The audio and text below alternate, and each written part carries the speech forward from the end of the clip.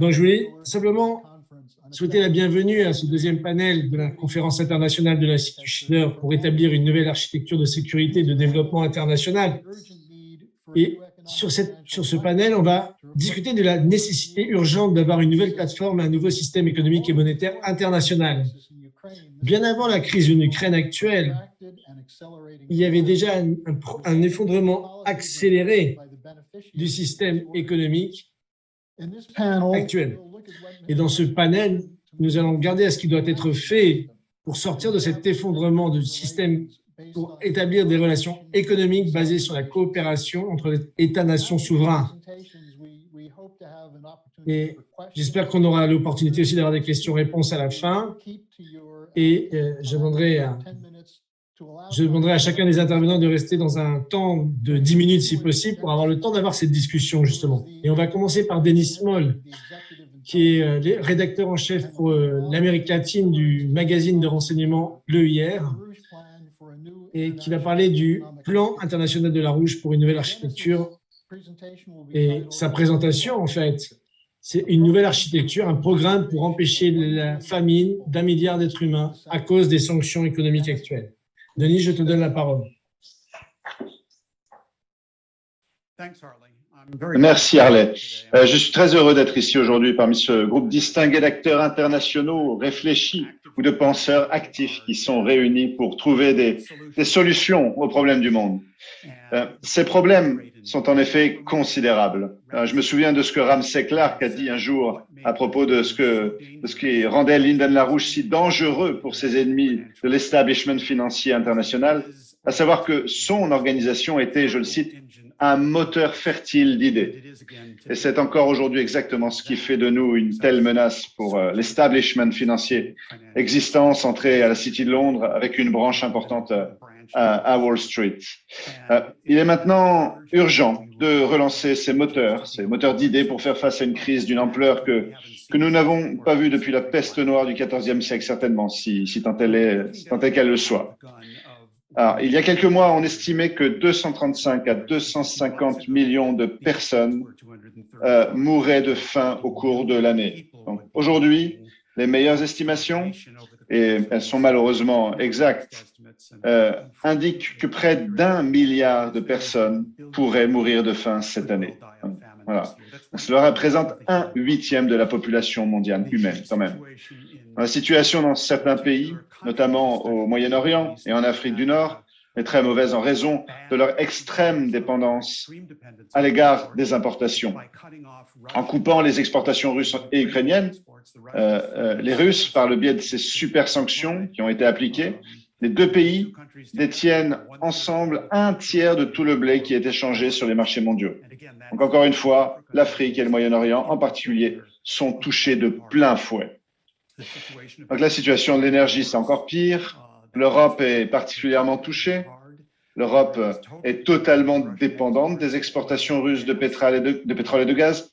L'Allemagne, la nation la plus industrialisée d'Europe, elle tire 24% de son approvisionnement énergétique total du gaz et du pétrole russe, comme vous pouvez le voir sur le graphique sur votre écran. Mais ce n'est pas seulement l'Afrique qui est touchée. Ce n'est pas seulement l'Allemagne. Ces super sanctions qui viennent s'ajouter à l'effondrement en cours de l'ensemble du système financier mondial frappent le monde entier. C'est ce à quoi nous avons affaire maintenant, comme vous pouvez le voir en regardant la fameuse fonction de triple courbe de Lyndon LaRouche, qui donne une idée de la relation entre la croissance des actifs financiers spéculatifs d'un côté et l'effondrement économique physique sous-jacent. Vous pouvez voir que ce problème a en fait commencé avec l'effondrement des taux de croissance de l'économie physique à partir de 71 environ, lorsque le système de taux de change flottant a été introduit au niveau international. Donc, le système de taux de change fixe de Bretton Woods, établi par Franklin Delano Roosevelt, a été sabordé. Et cela a ouvert les portes à un raz-de-marée de spéculation qui a été aujourd'hui une bulle de produits dérivés qui se situe entre 1,5 et 2 quadrillions de dollars, c'est-à-dire des millions de milliards de dollars. Donc, ce qui s'est passé, comme vous pouvez le voir sur la deuxième version de cette triple courbe, c'est qu'en plus de cet effondrement continu, nous avons eu une première chute avec la pandémie qui a provoqué de terribles crises dans le monde entier. Et en plus de cela, il y a eu une autre chute par la désindustrialisation intentionnelle instituée à la suite de la réunion COP26 et du programme environnementaliste généralement international. Puis maintenant, il y a une troisième chute dramatique avec ces sanctions qui ont été mises en place au niveau international. Donc, depuis 1971, lorsque le système de taux de change flottant a été établi, cela a été le début de la fin de ce qui était en fait le système Glass-Steagall au niveau international, qui séparait les utilisations productives de la monnaie et du crédit des activités spéculatives. À l'échelle internationale, nous parlons du système de taux de change fixe. Aux États-Unis, c'est le système Glass-Steagall, mais c'est la même chose en termes fondamentaux économiques. Donc, laissez-moi aborder la question de savoir comment résoudre ce problème, car je pense que c'est vraiment là que doivent se concentrer notre attention et notre discussion.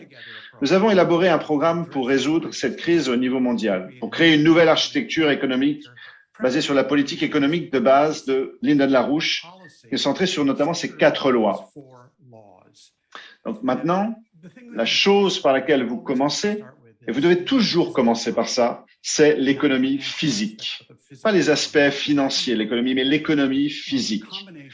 Si vous regardez la combinaison de la Russie, de l'Inde, de la Chine, ce que Primakov, à son époque, appelait le triangle stratégique, vous pouvez voir que ces 3 nations seules sont toutes attaquées et détruites par les assauts spéculatifs de Londres et de Washington, les assauts politiques, aussi bien des assauts politiques que militaires également. Mais ces 3 nations réunies ont 38% de la population mondiale. Elles produisent 42% du blé, 66% de l'acier et 45% des nouvelles centrales nucléaires en construction dans le monde. Ce n'est pas comme si elles pouvaient fonctionner en autarcie, mais elles ont une très bonne base pour rompre avec le système spéculatif et établir, et c'est le deuxième point de notre proposition, une monnaie commune entre ces mêmes nations qui établirait un taux de change fixe entre elles, entre ces différents acteurs, et une barrière absolue ainsi entre ces nations elles-mêmes et le système spéculatif basé sur le dollar aujourd'hui. Alors, il y a eu beaucoup de discussions dans les cercles financiers internationaux sur la manière de procéder. Serait-il soutenu par de l'or, par des matières premières, par quoi soutenir cette monnaie? L'élément clé qui donne de la valeur à une monnaie est qu'elle est adossée à un crédit réel émis à un but productif. J'aimerais vous citer ce que Lyndon LaRouche, justement, dit à ce sujet, et ce qu'il a dit lors d'un séminaire à Berlin le 29 juin 2005. Donc, il a dit « La conception populaire de l'argent par les gouvernements et par les institutions dirigeantes est insensée, selon les normes des effets du concept de la façon dont il est appliqué. La valeur de l'argent devrait être déterminée par un principe scientifique et non par un principe comptable. Et le principe scientifique correspond à une détermination physiquement défendable de la volonté des gouvernements et de la capacité de ces gouvernements à créer du crédit à long terme pour le développement de leur économie et de leur productivité. La connaissance de la détermination et de la compétence du gouvernement à créer de la valeur, à créer de la richesse, est le principe scientifique qui permet d'avoir la richesse suffisante pour rembourser la dette que vous créez en temps voulu. C'est une question physique, pas une question comptable. » Fin de citation. Donc, je pense que c'est essentiel de se mettre à la tâche et de mettre en place un tel bloc commun et d'établir une monnaie pour soutenir ce bloc en termes de capacité économique physique. Donc, troisièmement, les nations qui font partie de ce sauvetage des économies physiques, en rompant avec le Titanic qui coule, doivent établir des monnaies nationales avec des taux de change fixes et non des taux de change flottants, qui ouvrent la porte à la spéculation avec le dollar. Et il faut défendre ce système de taux de change fixe avec le contrôle des changes. Donc, utiliser cela pour établir un crédit hamiltonien émis vers des activités productives, exactement de la sorte que Lyndon LaRouche vient de le décrire.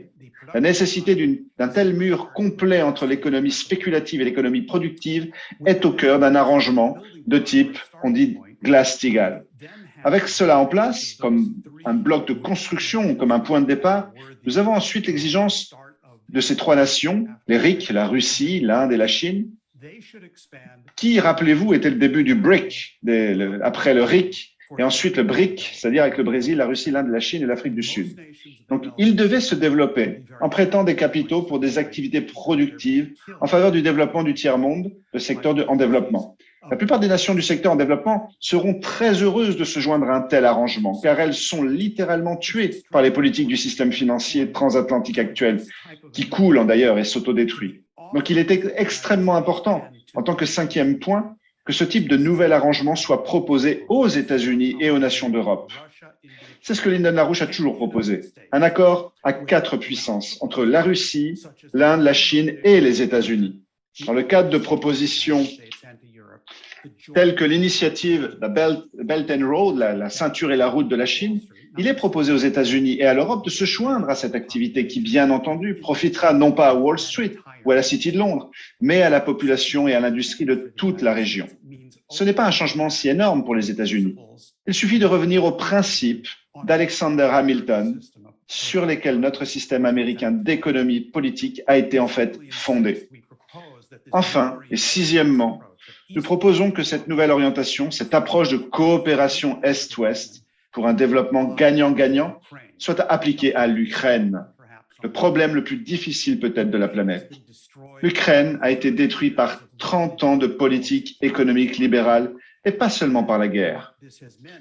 Et cela s'est traduit par un effondrement d'un tiers de sa population, un effondrement de sa main-d'œuvre, un effondrement de 25% de sa main-d'œuvre manufacturière, et cela dans une économie qui avait été l'une des plus avancées du point de vue industriel, avec des technologies de pointe, des capacités aérospatiales et d'autres, comme l'énergie nucléaire, etc. Et bien sûr, la fameuse terre noire fournissant des capacités agricoles sans précédent. Tout cela doit être reconstruit et doit être reconstruit avec une coopération conjointe entre l'Est et l'Ouest. C'est ainsi que l'Ukraine deviendra non pas le déclencheur d'une potentielle guerre thermonucléaire, mais une réorganisation autour d'un principe westphalien selon lequel le bénéfice de l'autre est la base de la résolution des problèmes de la planète tout entière. Nous devons relever le défi de l'Ukraine, non pas parce que c'est facile, mais parce que c'est difficile. Référence à Kennedy. Merci beaucoup. Merci, Denis.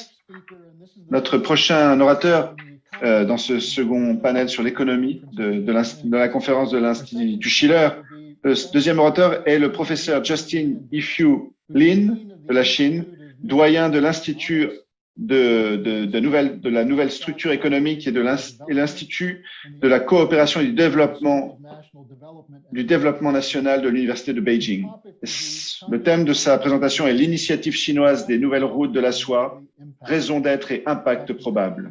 Dr. Justin Lin, merci beaucoup. C'est une conférence très importante dans des temps de défi et je suis très honoré d'être membre de ce panel, de cette conférence et de partager avec vous mon analyse depuis la Chine par rapport à la proposition de la Chine de l'initiative Une ceinture, une route et de son impact en tant qu'initiative comme telle qu'elle a été proposée au monde. Pourquoi la Chine a proposé cette initiative Une ceinture, une route? D'abord parce que la Chine veut être responsable d'une politique de stabilité au niveau international. La Chine, vous le savez, est la deuxième économie du monde aujourd'hui en termes de croissance économique. Et en partageant cette prospérité, cette volonté de partager cette prospérité, la Chine veut s'assurer de la stabilité internationale. Car aujourd'hui, elle est un pays qui fait le plus de commerce au niveau mondial, d'échanges commerciaux avec les autres pays dans le monde. Donc, elle a besoin de cette sécurité. Donc, la Chine doit faire cette contribution au monde, car sa position en tant que premier partenaire commercial de nombreux pays nécessite cette politique de prospérité. ce soit le Japon ou les autres nations du monde.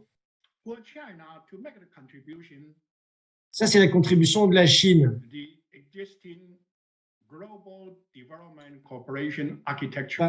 par rapport à l'architecture dont vous parlez ici, l'architecture globale pour réorganisation du système.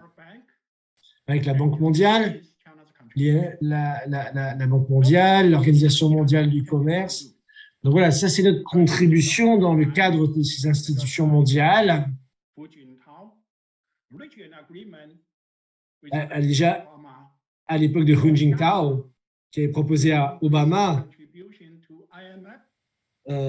où la Chine avait proposé d'augmenter ses contributions à la Banque mondiale, au FMI, et de s'impliquer justement plus dans les institutions internationales qui sont de majorité occidentale. Et il y avait un accord.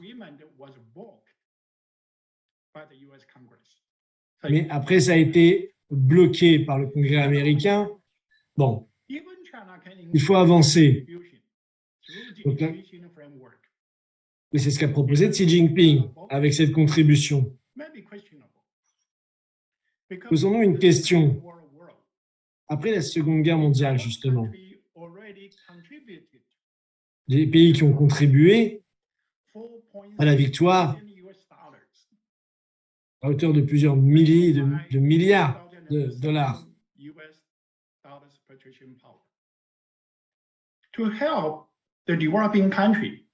Pour aider les pays, à l'époque, les pays développés ou en développement, cette politique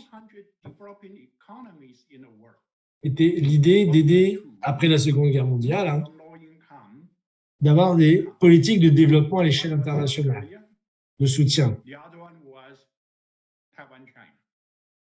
Donc, il y a eu des aides même à la Corée du Nord, à des pays comme ça, jusque dans les années 70,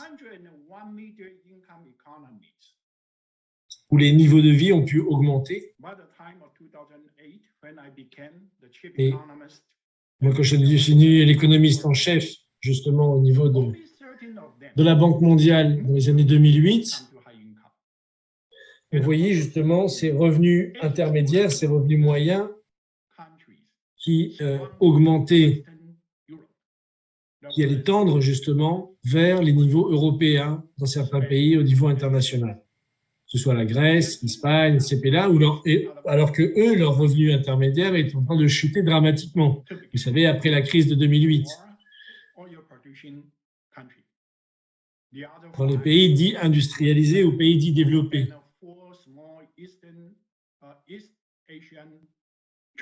Et les pays, ce qu'on appelait les dragons asiatiques, vous vous rappelez-vous, qui ont justement connu comme le Japon, la Corée, Taïwan, Hong Kong et autres, Singapour, qui eux sont devenus des pays à développement intermédiaire avec des PIB, des niveaux économiques qui ont constamment été en progrès dans ces pays d'Asie. Mais des pays en Amérique latine, en Asie centrale, en Afrique, et ont été piégés, eux, justement, dans des politiques qui ne leur ont pas permis de développer des revenus intermédiaires ou du progrès social et économique. Ils n'ont pas été intégrés, justement, dans cette nouvelle architecture dont certains pays avaient réussi à mettre en place pour leur propre avantage et leur propre développement. Donc, on voit des pays qui injectent énormément d'argent dans leur production, enfin pas dans leur production, dans leur système, mais où la production et le niveau de vie diminuent. Donc on voit bien que là, il y a un problème dans la conception économique qui ne permet pas, la création monétaire ne permet pas l'augmentation de développement, de la santé, de la protection sociale, du travail et autres. Donc, où il y a soi-disant tous ces mots qu'on entend aujourd'hui, la gouvernance, la transparence, etc. Tout ça ne marche pas, malheureusement. Donc, ça ne crée pas d'emploi et ne contribue pas à la croissance.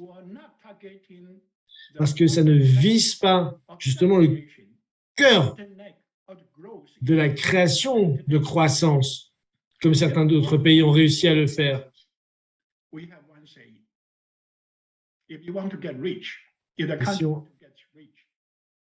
Si vous voulez être riche, comme on dit ici en Chine, et comme le disait Confucius, si vous voulez être riche, construisez une route ou un pont.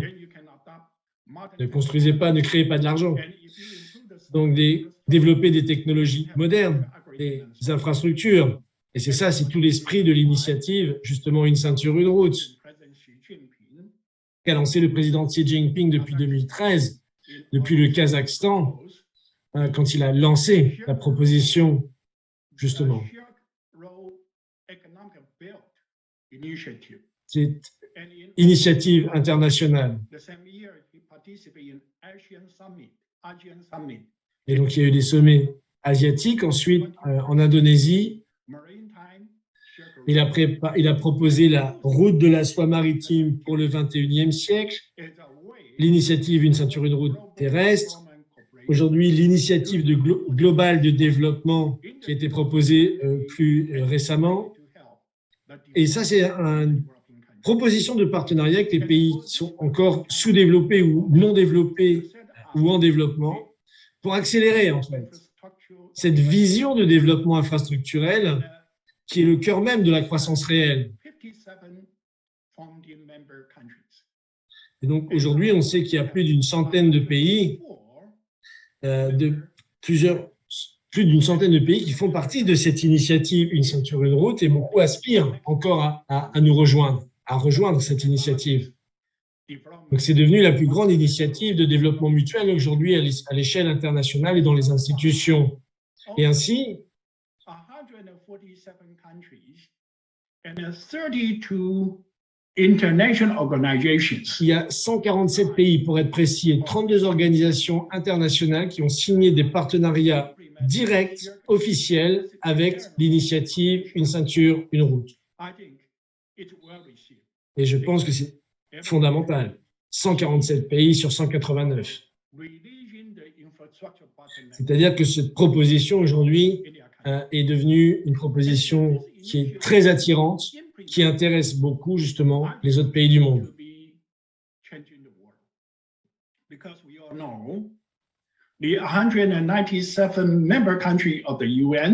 On sait qu'il y a 189 pays aux Nations Unies qui ont conclu des accords sur l'agenda 2030. Vous savez, l'agenda de développement durable 2030, donc où il y a 17 objectifs du développement durable, les fameux 17 objectifs, voilà, la durabilité, la soutenabilité de l'économie, la santé, l'éducation, voilà. Alors, comment on va faire tous ensemble pour justement remplir ces objectifs de développement durable fixés par l'ONU et pour lesquels tout le monde sont d'accord? Comment augmenter les revenus minimums de l'ensemble des habitants de cette planète? Donc, améliorer les questions de la santé, etc. Donc, comment on va faire ça?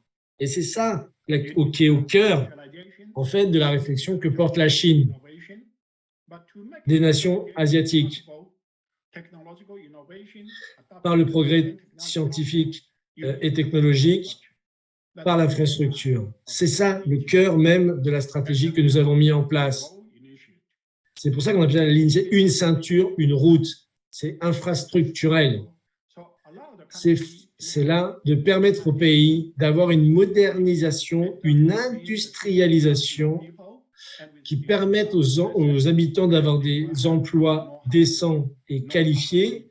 Et donc, voilà, éradiquer, comme nous l'avons fait en Chine, l'extrême pauvreté, comme ça a été réalisé comme objectif en Chine.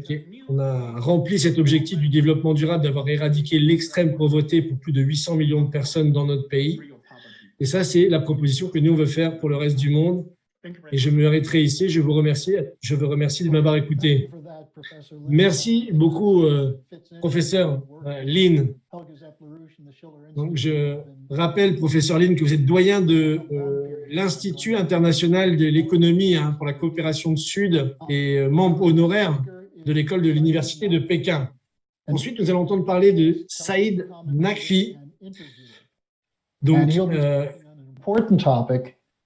parler d'un sujet très important, qui est journaliste et commentateur de télévision en fait, voilà, en Inde, qui va parler du rôle et de la responsabilité des médias. C'est un sujet très, très important. Et on aura voilà, un petit peu de temps, on vous donne la parole Donc, vous êtes en live avec nous. Merci beaucoup. Thank you very much. Merci beaucoup. In fact, I'm both embarrassed Je suis embarrassé en même temps being in the company et of honoré this, galaxy of professors dans cette auguste galaxie de professeurs et de personnes and nothing long. de très haut niveau. Within the course of one revolving moon, chimers, fiddlers, statesmen, On est dans la phase de la Lune, donc je peux participer dans cette occasion très importante. working and poring over documents. I have Alors traveled to que j'ai pu travailler pour plusieurs gouvernements, 110 countries. j'ai eu accès à 110 gouvernements, And my pencil. So I soit par des correspondances ou par des discussions. to some extent, though not entirely. I'm an Indian journalist. Time was when Je suis un journaliste. resembling a liberal press. Let me begin with something slightly different. Commençons par quelque chose d'un peu différent. The Greek tragedian, the master of Greek tragedy, 400 BC or so, Euripide, he was also a warrior. In those days, people had these various. si j'ai bien compris, And qui était un grand tragédien, il avait dit quelque chose. war breaks out. Il dit quand la guerre éclate, Casualty is the truth. I don't think you need la première victime, c'est la vérité. rocket science that I'm revealing to you. C'est pas My good friend, the late C'est- Philip Knightley, wrote a book, a Philip Knightley, un grand ami, a écrit un livre correspondence called The First Casualty. qui s'appelle la première victime de la guerre. Let me begin by narrating. La première victime, c'est la vérité dans une guerre. Lors de l'effondrement de l'URSS, Successful system on a defeated system quand was un système battu, Desert Storm. People don't realize it. quand il y a eu l'opération Tempête du désert, Operation les gens ne savent pas, mais c'était une opération beaucoup plus importante. than even the occupation of Iraq, which took place in Il y a eu 2000. une opération en Indonésie My friend Peter Arnett from the parce que mon ami Rashid Hotel of Peter Barnett, inaugurated dans un hôtel à Bagdad, a inauguré que vous et moi never seen. et He brought toute une génération n'avait jamais vu. into our drawing rooms. Il a amené une émission And I remember en direct de CNN dans notre chambre. the defense secretary, he became Le secrétaire d'État à la Défense à l'époque, later for the qui est- occupation of Iraq. He said, qui est devenu le vice-président ensuite, qui a dit "It's going very well. I've just j'ai tout vu, j'ai vu sur CNN que la guerre se passe très bien. became an advertisement for CNN. Et c'est utilisé comme une publicité pour CNN. Ah, la guerre se passe super bien, je l'ai vu sur CNN. Had the following effect. Ça a eu comme conséquence la chose suivante. Saddam Hussein, Ça the victorious West, ça diabolise Saddam Hussein. not only L'Occident victorieux over the Soviet Union, a affirmé sa victoire sur l'Union soviétique, mais superpower, and sur tout le reste de la planète, nous sommes la seule et unique superpuissance dans le monde. Peter Arnett, Ensuite, Peter Arnett, un autre journaliste, a invité le monde dans deux factions, l'Occident triompheux et le monde arabo-musulman humilié, battu, beaucoup de sociétés. Now, this went on. And then you had the two intifadas, and then the Bosnian War. And Ensuite, il y a eu la guerre de Bosnie, où l'Europe a dit non, même si tout le monde voyait comment les Bosniaques ont été brutalisés on n'est pas intervenu. If we come on the side of, say, the Serbs of the Allies, Germany comes on the side of Croatia. Donc il y a les uns et les autres qui ont pris position pour un côté ou de l'autre. Donc, ce qui a paralysé les choses, Genscher a fait quelque chose. That set the cat among the pigeons. Il y a eu la reconnaissance de la Croatie. Bon, je vais pas vous... Moi, j'étais à Zagreb. Je vais pas vous raconter toutes mes expériences. Et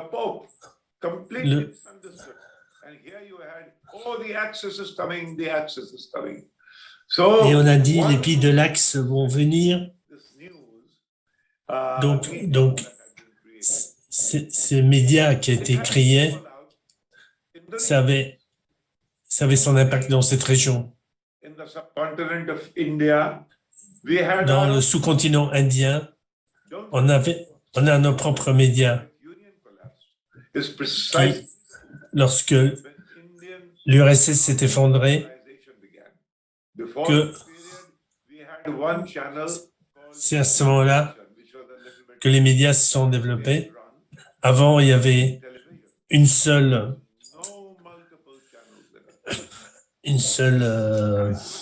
agence d'information pour tout le pays. La publicité pour l'économie nécessitait toute une palette de canaux, de chaînes qui travaillaient pour les capitaines de l'industrie. En d'autres termes, s'ils parlaient des problèmes des gens, la pauvreté, le logement, l'agriculture, l'eau potable, alors les gens se levaient. Donc, ils ne voulaient pas inquiéter les gens et les agiter. Donc, le monde des affaires devait avoir sa parole, il fallait créer les classes moyennes. Et donc, on avait qui n'est pas devenue libérale du tout, dans le sens de la liberté. C'était les médias qui ont pris le dessus. Et bon, et puisque mon temps de parole est limité, j'étais un jeune journaliste dans les années 60, et la ligne, c'était que la presse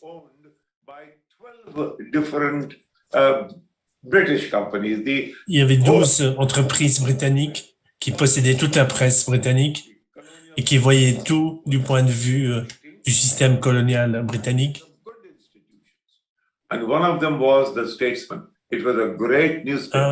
Un journal s'appelait The Statesman, où j'ai fait mes classes. Ces 12 entreprises britanniques,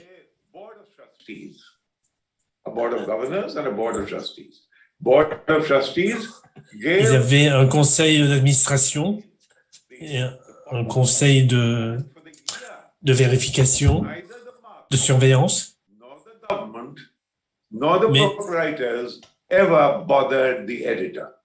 Mais personne, aucun journaliste osait créer un problème quelconque.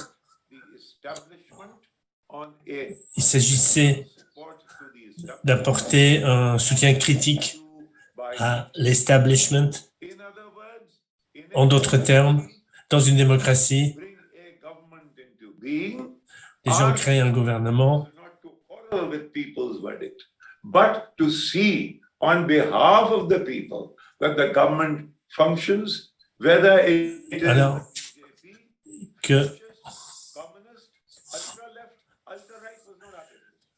Alors on était là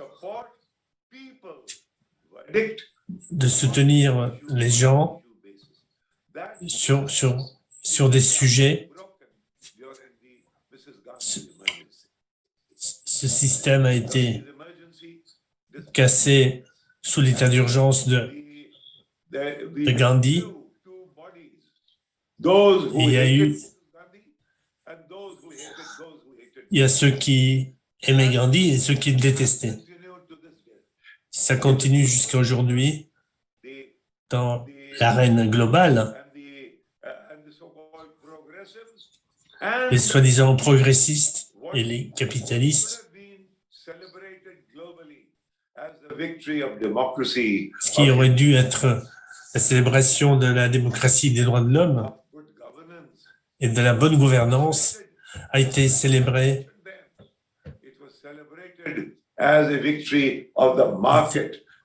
était en fait une victoire du marché et rien d'autre.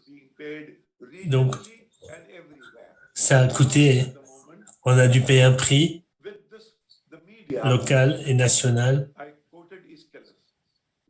J'ai cité Eschyle, qui avait dit que la première victime de la guerre, c'est la vérité. Aujourd'hui, on dit, ouais, les Chinois avancent, qu'est-ce qu'on fait?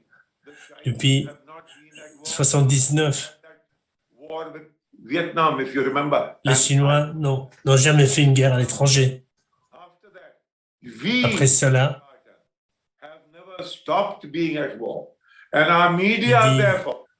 il dit, nos médias sont des médias de guerre par opposition. C'est maintenant l'effondrement total de la crédibilité des médias occidentaux.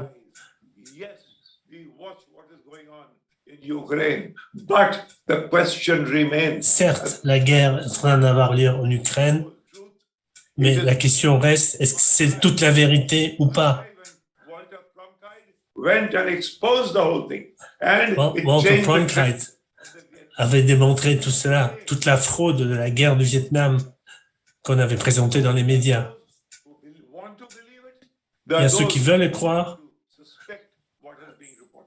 et ceux qui critiquent et soupçonnent qu'on leur cache des choses. Ce qui est important, c'est le nouvel ordre global. Quel est le rôle des médias là-dedans? Qu'est-ce qu'ils font? Merci de m'avoir permis de poser des questions. Merci, Monsieur Naqvi. Un questionnement très intéressant par rapport à l'histoire. Quel est le rôle des médias et qui nous a conduits où nous sommes aujourd'hui? Le prochain intervenant est le Dr George Koo, un consultant en affaires internationales à la retraite, le président de Burlingame, de la fondation Burlingame, sur le caractère suicidaire des sanctions pour le dollar. Bonjour tout le monde, mon nom est George Koo, je suis à la retraite, j'ai travaillé dans le business au niveau international et j'ai travaillé pour Asia Times. La dernière fois que j'ai parlé dans Newsweek, j'ai dit que nous faisons face aux conséquences de la guerre en Ukraine qui menace l'existence même du monde dans lequel nous vivons.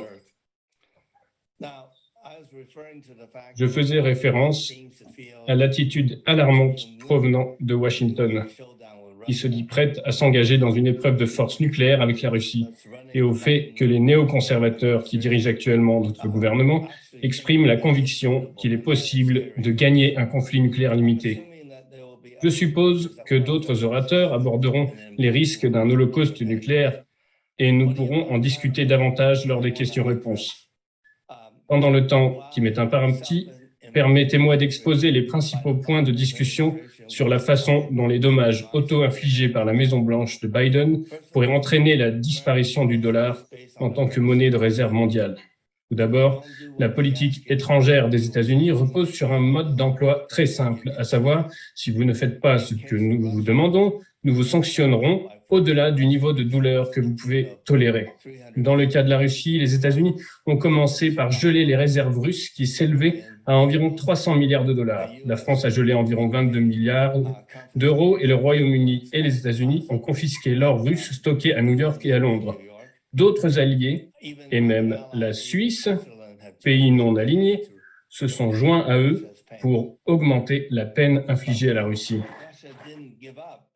Mais comme la Russie n'a pas cédé, Biden a décidé d'accentuer la pression en ordonnant la saisie des richesses et des biens privés, tels que des yachts de 100 millions de dollars de certains oligarques russes, et en excluant la Russie du système de transfert financier international SWIFT. Ce qui a eu pour effet d'exclure la Russie du commerce mondial. Comme l'ont souligné de nombreux experts, ce que Biden a fait est sans précédent dans l'histoire moderne. D'un seul coup, n'importe quel pays peut voir que s'il provoque le mécontentement des États-Unis, ses biens publics et privés peuvent être saisis et confisqués. Au lieu d'agir comme un fiduciaire honorable et digne de confiance, les États-Unis agissent comme une grosse brute et un gangster. Biden a sérieusement remis en question le full face and credit, c'est-à-dire le respect du droit d'autres pays par les États-Unis. Cependant, pour que la sanction imposée par Biden ait un impact maximal sur la Russie, les États-Unis ont besoin que la plupart, sinon la totalité des nations membres du monde, se joignent à la sanction et cessent de faire des affaires avec la Russie. Même Mexico, par exemple, d'ailleurs. Jusqu'à présent, à part les États-Unis, le Canada et les pays de l'Union européenne, aucun des 53 pays africains ne s'est joint aux sanctions. Aucun des 33 pays d'Amérique latine ne l'a fait. Aucun des 22 pays du Moyen-Orient ne l'a fait. Seuls 3, Japon, Corée du Sud et Singapour, des 48 pays d'Asie l'ont fait. L'Australie et la Nouvelle-Zélande sont les 2 autres parmi les nations insulaires. Les grands pays à forte population et au pouvoir d'achat important, tels que le Brésil, la Chine et l'Inde, ont refusé de cesser leurs échanges commerciaux avec la Russie et de maintenir ainsi l'économie russe en vie. Apparemment, la Maison-Blanche a été prise au dépourvu lorsque Poutine a riposté aux sanctions en annonçant soudainement qu'il n'accepterait que le paiement en roubles pour la vente de gaz naturel et de pétrole russe aux pays qu'il a nommés inamicaux. Plus tard, il a élargi son champ d'action en acceptant l'or comme moyen de paiement au taux de change de 5000 roubles pour 1 gramme d'or. Cette situation est particulièrement douloureuse pour l'Union européenne, qui dépend de la Russie pour 40% de son approvisionnement en gaz naturel. La plupart du gaz naturel dans le reste du monde fait l'objet de contrats à long terme. Pratiquement rien ne peut être fait pour remplacer le gaz russe. Le gaz naturel n'est pas seulement nécessaire pour chauffer les maisons, mais aussi comme matière première pour l'industrie pétrochimique de l'Union européenne. Les pays de l'Union européenne peuvent crier au scandale, protester et refuser de payer en roubles, ce à quoi Poutine répond « Très bien, pas de roubles, pas de gaz ». La Russie a conclu avec l'Inde un accord de conversion de la roupie en roubles qui permet à l'Inde de bénéficier de prix avantageux pour ses besoins énergétiques. Même avant la guerre en Ukraine, les pays ont réduit leur exposition en dollars. La Russie a conclu un contrat à long terme pour fournir du pétrole et du gaz à la Chine sur la base du renminbi. L'Arabie saoudite a également conclu un accord pour vendre du pétrole à la Chine sur la base du yuan. La Chine a conclu un accord de swap avec une quarantaine de pays dans lequel ces derniers acceptent de régler leurs échanges dans leur monnaie locale respective et de ne plus payer en dollars. Cela signifie qu'ils n'ont plus besoin de conserver le dollar pour régler leurs transactions.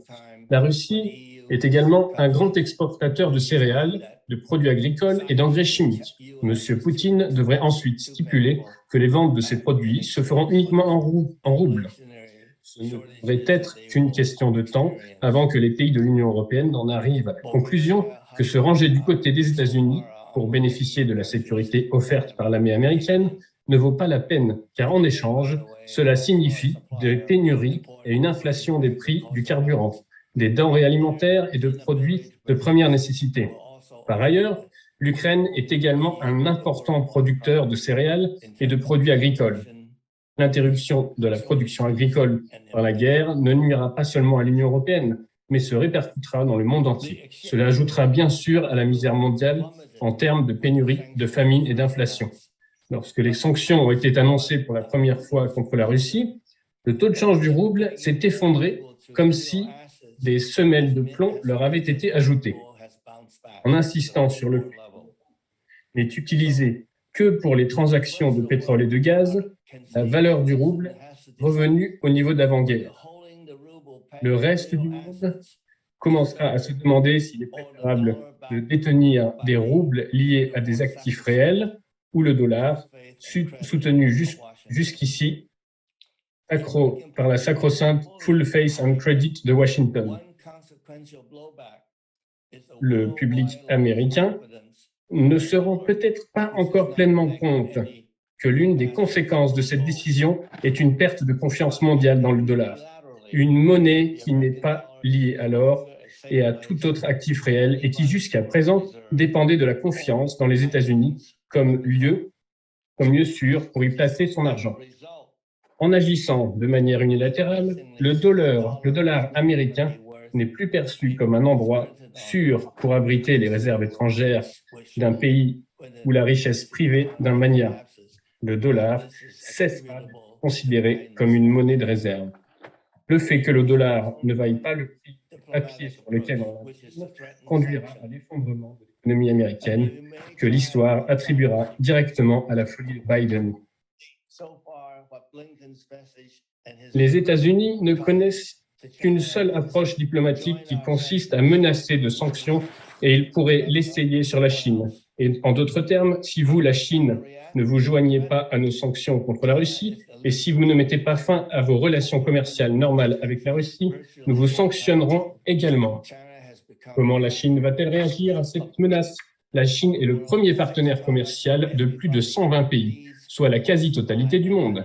La Chine est devenue l'usine du monde et fabrique des produits dont le monde a besoin et qu'il veut acheter. Même les États-Unis font partie de cette catégorie. Par conséquent, la Chine ne se laissera pas intimider par la menace des sanctions. Si Biden devait insister pour imposer des sanctions économiques à la Chine, il y aura un retour de bâton douloureux pour les Américains. Les produits fabriqués en Chine coûteront plus cher aux consommateurs américains tout en étant confrontés à la pénurie. Il y aura des pénuries non seulement parce que les sanctions limiteront l'approvisionnement en provenance de Chine, mais aussi parce que tout effort visant à remplacer les fabricants chinois par du Made in USA prendra des années. Les États-Unis connaissent actuellement des pénuries de main-d'œuvre. Trouver la main-d'œuvre qualifiée pour les nouvelles usines sera au mieux un défi. Il est de plus en plus évident que les États-Unis parlent fort, mais portent un bâton ridicule qui n'est plus aussi effrayant qu'avant. Nous allons maintenant avoir 2 contributions de Colombie, de syndicats. Nous avons le président d'un syndicat colombien qui va parler des organisations de travail internationales et l'approche pour avoir une paix mondiale. Il va être suivi par Pedro Rubio, qui est aussi un dirigeant d'un syndicat, colombien. Il va parler l'Amérique du Sud et la nouvelle architecture de développement. Reciban un cordial saludo de la Confederación Central Salutations depuis la Confédération centrale des travailleurs colombiens.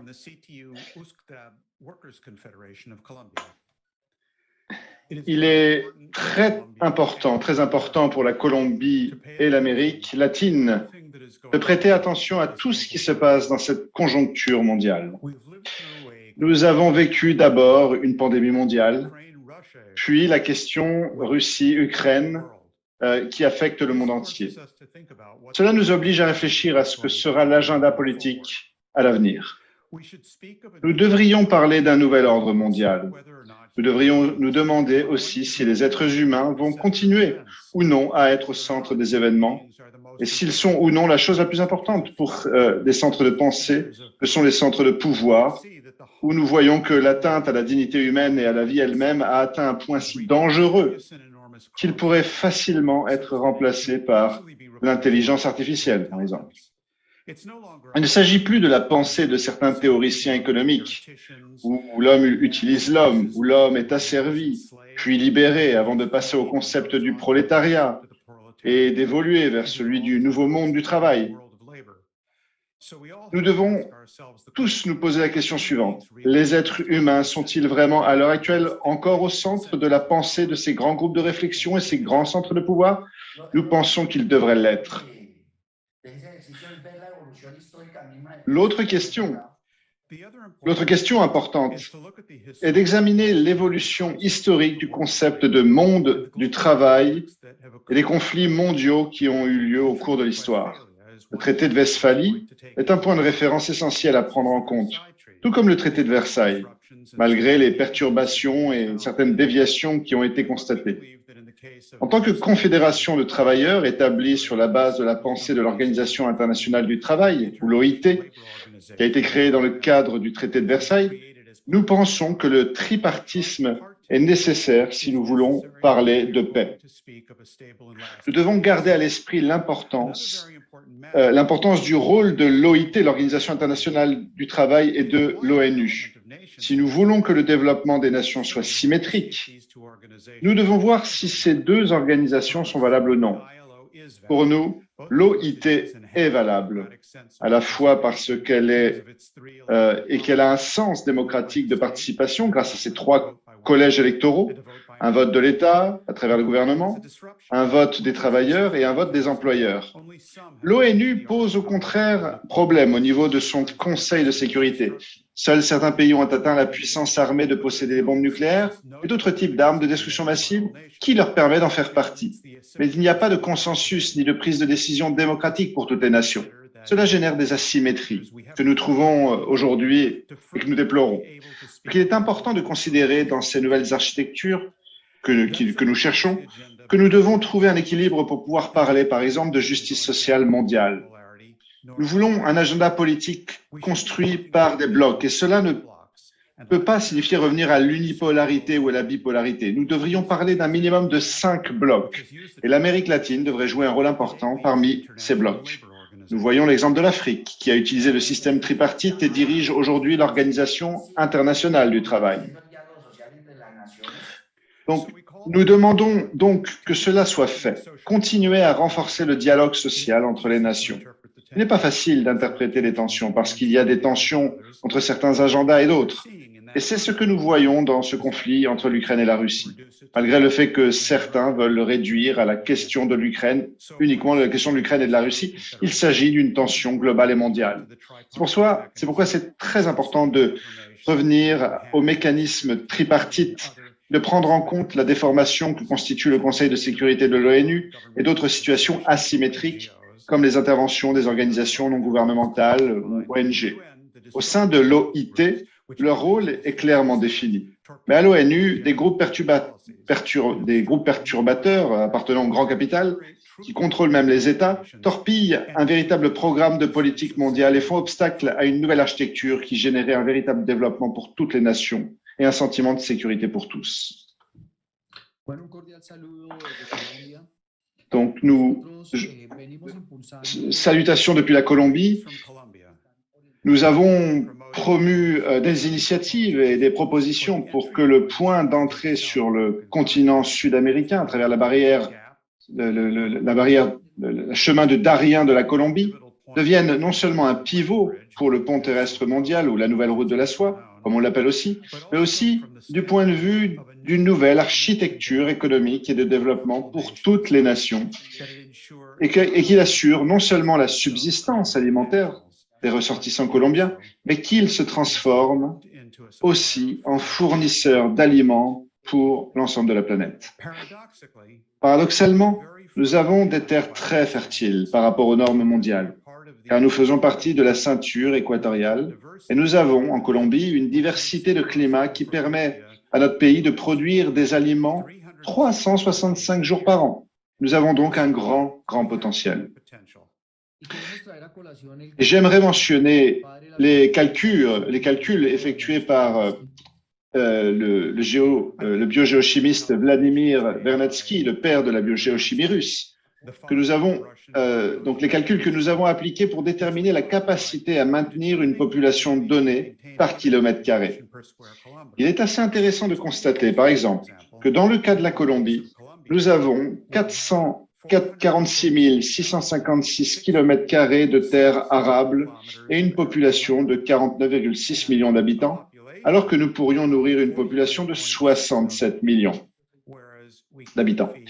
Donc, en d'autres termes, avec le potentiel dont nous disposons aujourd'hui pour produire des aliments sur le territoire colombien, en utilisant la technologie, et les calculs de Vernadsky étaient basés sur la technologie disponible à la fin du 19e siècle et au début du 20e siècle. Donc, en utilisant la technologie, avec le progrès technologique, l'optimisation de nos terres agricoles, afin de nourrir les gens, nous pourrions doubler la quantité de production alimentaire, si on tient compte de tous ces facteurs. En d'autres termes, j'oserais dire qu'il est possible de nourrir une moyenne de 75 à 80 millions de personnes sur cette terre dont nous disposons en Colombie. Si nous tournons vers le cas de notre voisin, le Venezuela, qui partage une frontière avec la Colombie, le Venezuela dispose de 216 000 km² de terres arables pour une population actuelle de 28,8 millions d'habitants. En optimisant ce territoire sur la base des avancées technologiques modernes, il pourrait nourrir plus de 40 à 45 millions de personnes. Et c'est là où il y a une décision souveraine à prendre par les nations, basée sur la nécessité de rendre chaque kilomètre carré ou chaque hectare de terre, selon la façon dont on le mesure, plus productive afin d'assurer l'approvisionnement alimentaire. De cette façon, nous pourrons faire face à la menace d'une famine mondiale contre laquelle l'Organisation pour la faim des Nations Unies, l'ONU elle-même et de nombreuses autres voies internationales nous mettent en garde. Non seulement elle est imminente, mais elle est déjà en cours au niveau international. Et il est nécessaire d'activer immédiatement un plan de relance économique pour les nations qui ont un potentiel agricole, pour intensifier des politiques permettant de faire en sorte que ces pays soient les fournisseurs d'aliments du monde et pas seulement de leur propre population. Et comme vous pouvez le voir ici, il est important de mettre en œuvre l'approche des corridors de développement afin d'assurer le flux des intrants nécessaires de sorte que autant les importations que les exportations de denrées alimentaires puissent être réalisées par le biais de ces corridors de développement qui sont proposés dans le cadre de la nouvelle route de la soie. Nous pensons que c'est ce qui doit être fait en ce moment, à ce punctum saliens de l'histoire. Donc, deux voies s'offrent à nous. Soit nous avançons vers une nouvelle ère, une renaissance de la croissance économique et du dialogue des cultures, soit ce que proposent certains théoriciens du choc des civilisations, soit nous arrivera et nous allons vers un âge sombre de guerre et de conflits perpétuels entre les nations. Nous, en Colombie, avons l'espoir que la planète entière et ses forums de dialogue approfondissent l'avancée nécessaire du dialogue des cultures et de la coopération économique dont la planète a tant besoin. Donc, merci beaucoup. Merci, merci, M. Gaëtan et Pedro. Nous allons donc dans la session questions-réponses. En jugeant notamment, en voyant le nombre de questions que nous avons rassemblées, nous allons notamment être joints par le professeur Lin, Dr. Koo, M. Gaëtan, Denis Small, Helga. Donc, je vais commencer avec certaines questions qui sont adressées à un ou deux d'entre vous. Et si vous voulez répondre, n'hésitez pas à lever votre main pour répondre. Donc, il y a une question notamment sur la potentielle famine touchant 1 milliard de personnes sur cette planète. Donc, la question est la suivante.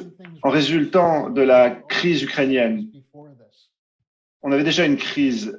Est-ce que la crise précédente va être accélérée? Donc, y avait-il une crise avant cette crise ukrainienne? Évidemment qu'il y avait une crise avant la crise ukrainienne. La situation ukrainienne a seulement fait verser de l'huile sur le feu et accélérer les choses. Mais déjà, Larouche, en 1971, parlait de l'effondrement de l'ensemble du système.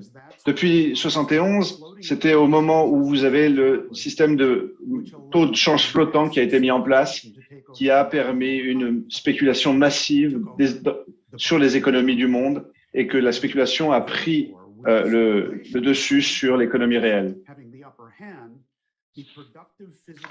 Et la production économique mondiale a commencé à s'effondrer suite à cela. Et Larouche a dit à l'époque, si ça n'est pas inversé, on aura en conséquence de cet effondrement économique des famines, des pandémies, et vous aurez aussi des guerres qui amèneront à un effondrement, qui seront une des conséquences de l'effondrement de ce système. Parce que le système de taux de change flottant a ouvert la porte à une spéculation massive qui a totalement imprégné le monde entier. Aujourd'hui, on parle de 2 quadrillions, c'est-à-dire des millions de milliards de dollars de bulles spéculatives. Et tout ça est basé sur justement une spéculation, une dette sur sur une spéculation entre les taux de change flottants des monnaies.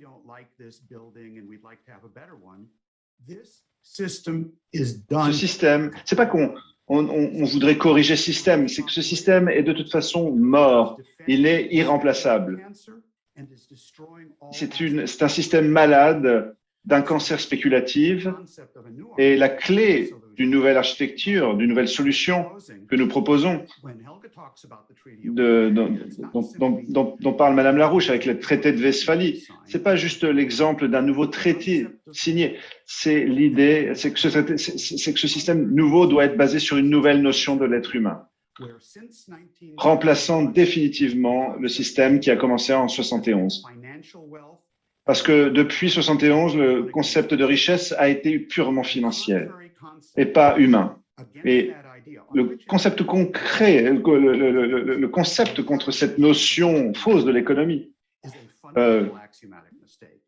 notamment cette notion comme quoi le PIB devrait être une mesure de la valeur économique, ce qui est un concept frauduleux en fait.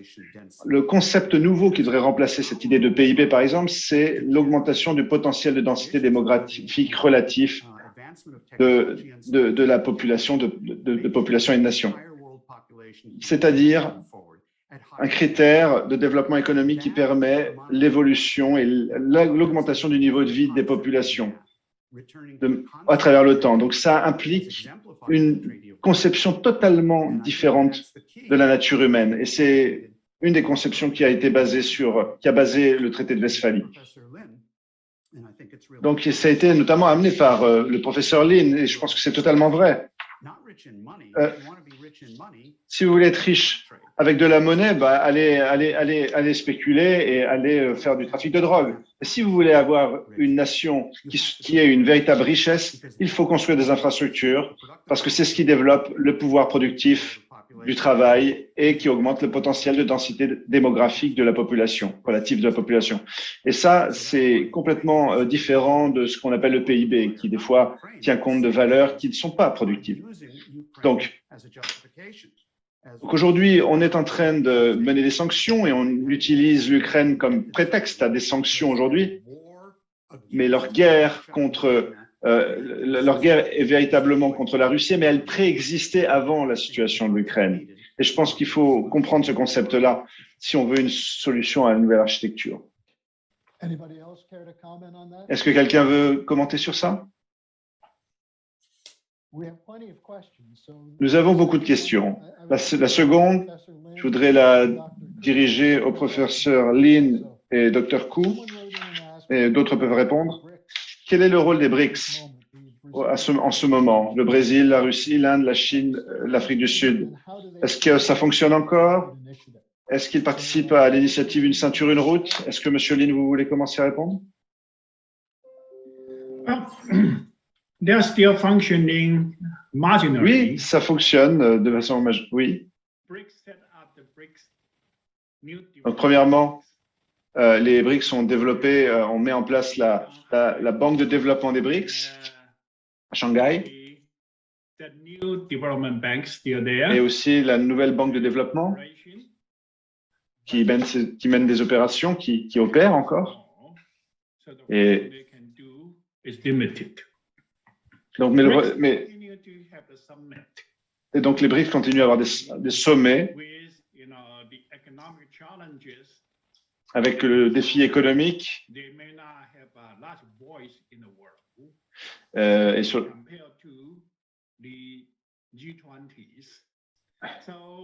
et les BRICS participent notamment au G20, donc oui, ça existe encore, mais il y a beaucoup de travail à accomplir encore. Il faut élargir la coopération, il faut faire entendre la voix des pays qui travaillent avec les BRICS. Donc, c'est un travail en cours. Et Monsieur Dr. Koo, oui, je pense que toute l'idée des BRICS est totalement différente, par exemple, que de l'OTAN. Ce n'est pas une alliance militaire, ce n'est pas organisé pour être contre quelque chose, quelqu'un. C'est fait pour notamment développer un esprit de coopération et de collaboration. Et on a vu, durant la campagne de sanctions contre la Russie, il n'y a pas un seul pays des BRICS qui a joint l'effort contre la Russie. Ils se sont abstenus. Donc je pense que c'est similaire à l'Organisation de coopération de Shanghai, la SCO, qui implique des pays qui ne sont pas ensemble sur un but de coopération militaire, mais sur un objectif de coopération économique. Et l'Organisation de coopération de Shanghai est quasiment, disons, est très connectée aux BRICS. Elle représente quasiment la moitié du monde en termes de surface et de population. Donc c'est un point de vue totalement différent. Et donc, je pense que c'est important pour les gens de voir ce que cette conférence veut développer. Cette conférence, elle est faite notamment pour que l'humanité ne revienne pas au Moyen Âge. Bon, Helga, j'ai une question pour toi. J'ai quasiment 4-5 questions pour toi, Helga, qui sont venues dans le premier et le deuxième panel. Quelqu'un demande comment ce nouveau mouvement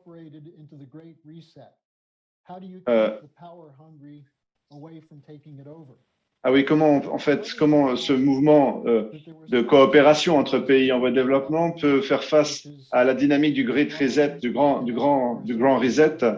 Est-ce qu'elle peut faire face à cette dynamique? Voilà. Et quelqu'un d'autre qui a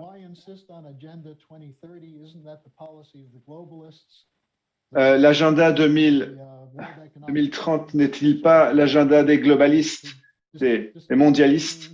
Donc, il y a plusieurs questions, en fait, où en gros, c'est comment on développe cette politique de développement face à l'offensive, en gros, des oligarques aujourd'hui à travers le Grand Reset et d'autres agendas. Donc, la réponse à la première question est qu'il faut être vigilant, évidemment. Je pense mais nous, en tant que représentants du mouvement de Lyndon LaRouche et de l'Institut Schiller, nous avons vraiment fait un bon travail pour rester indépendants pendant plusieurs années, pendant des décennies. Et je pense que j'y ai consacré une grande partie de ma vie à rester indépendant. Et j'encourage nos membres plus jeunes d'avoir cette même résilience contre la corruption.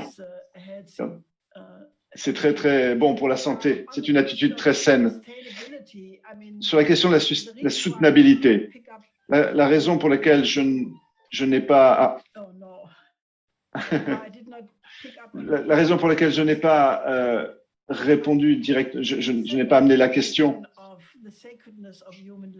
c'est que si on part du principe du caractère sacré de la vie humaine et qu'on s'assure que 1 milliard d'êtres humains sur cette planète ne meurent pas de faim, eh bien, il faut se mettre au travail et garantir un système de santé pour tous les pays dignes de ce nom et une production alimentaire pour tout le monde. Il faut étudier l'économie. C'est pour ça que je suis très heureuse d'avoir des économistes ici sur ce panel pour discuter avec nous. Parce que, évidemment, mon mari décédé, Lyndon LaRouche, a toujours parlé de cette question de comment on développe une économie soutenable, une économie durable, garantissant une existence durable pour l'humanité. Parce qu'il y a une différence entre la survie à court terme et à long terme. Et il a toujours développé une méthode scientifique économique pour garantir une durabilité à long terme du développement de l'humanité. Et il a toujours fait la corrélation entre la densité l'augmentation du potentiel de densité relatif de la population avec le progrès technologique de la population et corrélé aussi avec l'augmentation de la densité énergétique utilisée dans les modes de production de telles sociétés. Donc, si vous voulez garder une population croissante et en vie, bien nourrie, en bonne santé, qui a une bonne éducation, cela requiert certains principes scientifiques et économiques. Et le gros défi est de maîtriser ces conceptions économiques, ces concepts économiques. Parce que je pense que la question qui a été amenée, c'est de savoir comment en tant que mouvement originel, comment pouvons-nous combattre ces forces puissantes, financières, cette oligarchie. Et bien, je pense que à travers un processus d'éducation de la population ou à travers une analyse et la communication de cette analyse, on permet de développer une population capable de former des présidents, des ministres d'économie qui défendent ces idées. Parce que les gens doivent se qualifier eux-mêmes et que ces gens qualifiés peuvent faire le boulot, devenir compétents en tant que ministre, en tant que chef de gouvernement. C'est possible. Et ça mettrait fin à un régime oligarchique. Donc, c'est évidemment sur le court terme, la question se pose. Mais si on touche à la question de l'éducation et si on aborde la question de l'éducation du point de vue du système que défendait par exemple en Allemagne Humboldt, ou comment Schiller le définit ici avec l'éducation esthétique. Et Xi Jinping en a aussi parlé d'ailleurs dans ses discours, pour vraiment faire en sorte qu'on ait une méthode permettant aux êtres humains, aux citoyens d'être vraiment libres dans la société. Là, ça changera le système complètement et on le libérera. Quelqu'un d'autre sur cette question? J'en ai une question pour M. Gaëtan. Et je pense que professeur Lin et Monsieur Koo pourraient aussi y répondre.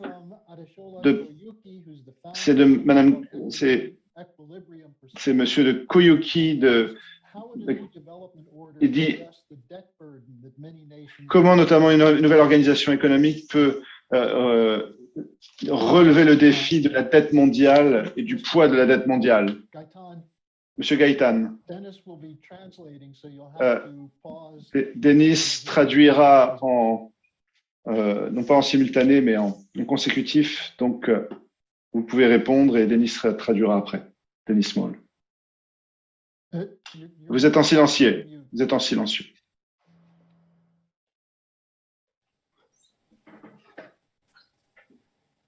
Muchas gracias. Quería hacer referencia a la anterior intervención de Loeta, porque se ha satanizado el tema de la Agenda 2030. ¿Sí? Precisamente el ser humano en su ejercicio de constructor histórico ha ido avanzando, ha ido evolucionando y ha producido tratados muy importantes como el que aquí se determinó, que es la Paz de Westfalia. Pocos le dan buen sentido al Tratado de Versalles. I would like to, first of all, Je voudrais premièrement vous remercier. Je voudrais faire référence à ce qui a été dit par ceux qui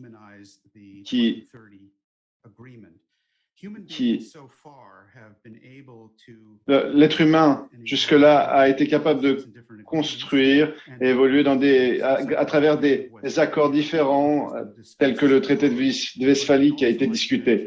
Mais je voudrais aussi mentionner le traité de Versailles.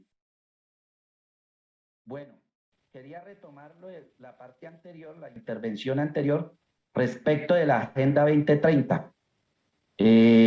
Hay un gran ataque a esta agenda y precisamente se debe a que, digamos, ser humano en su proceso de construcción y evolución histórica, hay una gran contradicción después de, digamos, que llegó al alcance de la escritura y en los conflictos y conquistas del territorio ecúmene, estos tratados los firma todo el mundo, pero en el momento de tratar de cumplirlos, no se cumplen, digamos como en el mundo de la pedagogía hay un currículo oculto y un currículo explícito. Hay una agenda de política pública y hay una agenda oscura. For example. Par exemple. Es que no logramos sincronizarnos. Yes, excuse me for overlapping in terms of the interpretation. Je voudrais revenir à l'idée des années 30. Sur la politique de 2030, parce qu'il y a beaucoup d'attaques sur ça. Encore une fois, l'être humain est l'évolution, et le fruit de l'évolution. Oh. Il y a des grandes contradictions. En fait, le problème, c'est que vous avez beaucoup de traités qui ont été signés durant le XXe siècle, par exemple, mais beaucoup de ceux qui signent ces traités ne respectent pas toujours les agendas. Et vous avez l'agenda signé et l'agenda réel des différents acteurs qui signent les traités. L'agenda 2030 es un producto del diálogo social y de los mecanismos que el ser humano ha ideado dentro de los distintos conflictos. La Paz de Westfalia, el Tratado de Versalles. En ese ejercicio de construcción de acuerdos, el gran problema es la coherencia entre lo que se escribe y lo que se lleva a la agenda de política pública, lo que llamaríamos un poco más avanzado, lo de gobernanza. Entonces, hay una gran simulación en ese ejercicio de la agenda de política pública. La Organización Internacional del Trabajo generó un mecanismo y es hija no solamente de Westfalia, el proceso histórico de una guerra por parte de los españoles y los Países Bajos por 70 años, igual que lo que hoy llamamos Alemania por 30 años, y en ese proceso de pasar del feudalismo digamos, a la modernidad, a la premodernidad y la modernidad, y la construcción de estados nacionales, pues el Tratado de Versalles creemos que generó el organismo multilateral más importante, que es la Organización Internacional del Trabajo, que hoy demuestra, a pesar de después de la Segunda Guerra Mundial, se subsume a la ONU, tiene el mecanismo para generar la equidad y lo que llamamos en los 100 años de la OIT en el 2019, la justicia social como eje social para la paz estable y duradera. Ese mecanismo se llama... Excusez-nous, nous avons un problème parce que le traducteur espagnol... Ah, ok. Donc, pour revenir à la question des traités mondiaux, tels que le traité de Westphalie et le développement du dialogue social entre les populations. Une fois de plus, nous avons construit des accords, des contrats, mais la question, c'est la politique qui devait être mise en place par les gouvernements n'a pas été mise en place. Parce que je pense que le mécanisme de l'Organisation mondiale du travail a été construite sur les protocoles les plus à même de traiter du problème. Le traité de Westphalie a été critique. Il nous a permis de sortir du Moyen-Âge et de rentrer dans le monde moderne.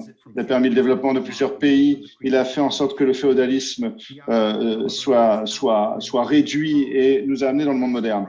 Donc, il nous faut une approche pour adresser la crise.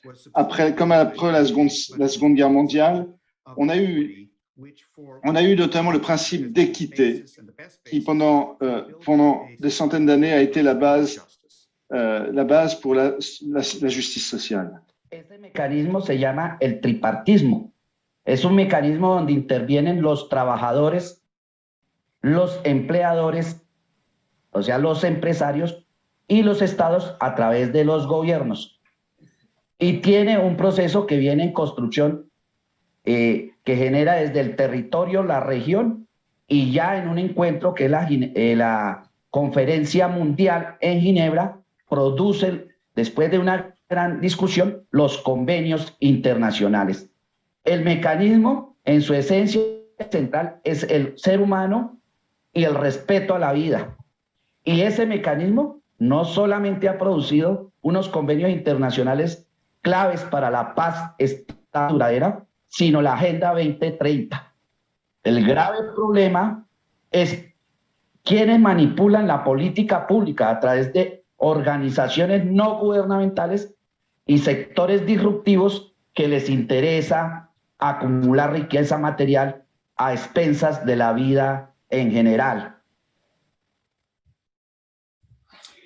So the mechanism that came out of Donc, the le creation mécanisme qui est sorti de la création de l'Organisation internationale du travail, c'est le tripartisme, qui implique les travailleurs, les employeurs et les États. Ce processus est arrivé notamment dans les rencontres à Genève. Et le point crucial, c'est qu'il amène notamment au centre l'être humain et le respect de la vie humaine. C'est ce qui est clé pour construire la paix et c'est ce qui base le programme de 2030. Mais c'est manipulé par les ONG, ça a été notamment mis à mal par d'autres processus internationaux. Je voudrais juste revenir à la question parce que je voudrais revenir à la question qui a été posée en profondeur. Parce que ça rendrait plus concret ce dont vous parlez. Et notamment, je la pose aussi à M. Lee et Koo. Comment, régler le problème du poids de la dette? Et vous parliez justement d'équité. Comment vous pensez, du point de vue de ce principe d'équité, comment vous pensez que ça peut être adressé dans ce nouvel ordre mondial? Monsieur Lin, oui, alors, c'est une question très importante.